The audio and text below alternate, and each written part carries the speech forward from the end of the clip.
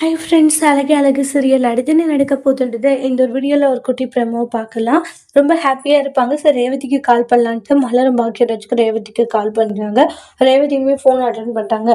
சொல்லுங்கன்றாங்க. ரேவதி நாங்கள் 2 பேருமே ஸ்பீக்கர் போட்டு தான் பேசிகிட்டு இருக்கோம். இந்த மாதிரி நாங்கள் நைட் ட்ராவல் பைக்கில் வந்து எப்படி இருந்துச்சு தெரியுமா?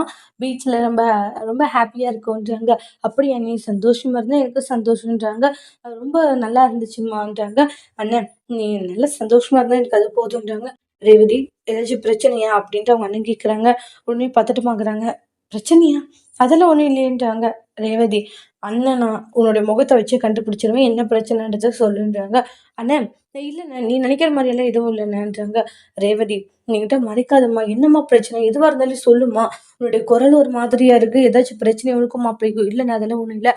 அண்ணங்கிட்ட சொல்லக்கூடாதுன்னா சொல்லாதன்றாங்க. இல்லண்ணா, அப்படியெல்லாம் ஒண்ணும் இல்ல. அப்ப என்ன பிரச்சனை சொல்லுன்னு சொல்லி கேட்டுட்டு இருக்காங்க.